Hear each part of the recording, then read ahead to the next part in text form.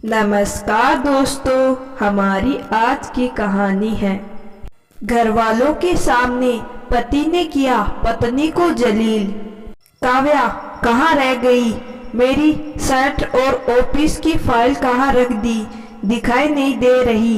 रवि ने गुस्से से कहा। जी अभी आई। भागते हुए किचन से निकलते हुए काव्या ने कहा। काव्या जल्दी से कमरे में आई तो रवि गुस्से से भरे हुए थे।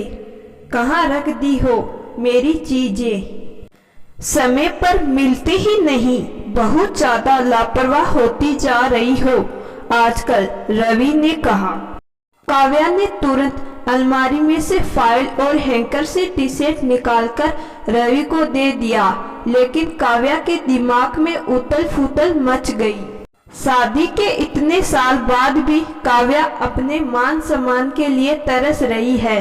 क्यों हर समय मेरे साथ ऐसा बर्ताव करते हैं रवि? क्या मुझे भी मान सम्मान नहीं दे सकते?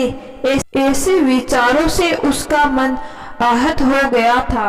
होली पर सास ससुर आए हुए थे। उनके सामने भी रवि काव्या को जलील करने से बाज नहीं आते। काव्या तुम्हारी याददाश्त को क्या हो गया? कहा था न कि मुझे याद दिला देना कि मुझे अर्जेंट किसी दोस्त से मिलने जाना है। ना जाने किन ख्यालों में खोई रहती हो, बस लापरवाह होकर आराम से बैठी रहती हो घर में।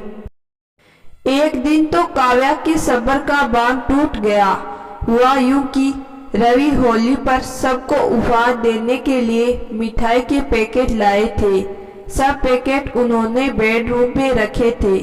उनमें से एक पैकेट कम लग रहा था रवि को, तो उन्होंने सीधे आकर माँ पापा के सामने काव्या से कहा, चोर कहीं की, कहाँ गया मिठाई का एक पैकेट? जरूर किसी को दे दिया होगा इसने, रवि ने काव्या को देखते हुए कहा।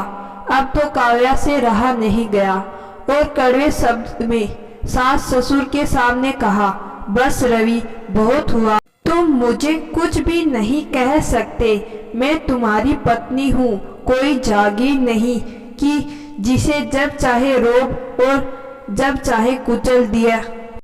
जब से आई हूँ अपने मान सम्मान को तरसती आई हूँ, पर और नहीं। मुझे अब कोई फर्क नहीं पड़ेगा तुम्हारे मान सम्मान का। जब तुम किसी को मान सम्मान नहीं दे सकते तो तुम भी मान सम्मान की अपेक्षा करना छोड़ दो। अगर सम्मान नहीं दे सकते तो अपमान भी मत करो, कहकर रोती हुई चली गई। तभी ससुर जी ने भी कहा, रवि घर की नारी को उचित सम्मान जब तक नहीं दोगे तब तक तुम खुश नहीं रह पाओगे। सास ने भी कहा, जो तुम मिठाई के पैकेट की बात कर रहे हो रवि, वह तुमने आज अपने घर आई हुई नौकरानी की बेटी को दिया था। तभी रवि को भी याद आ गया, अपने भुलक्कड़ स्वभाव के कारण उसने आज अपनी पत्नी का दिल दुखा दिया।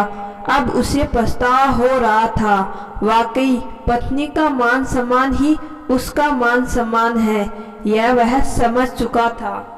उसे गलती का एहसास हो चुका था, इसीलिए वह उठकर कमरे में काव्या से माफी मांगने के लिए चला गया।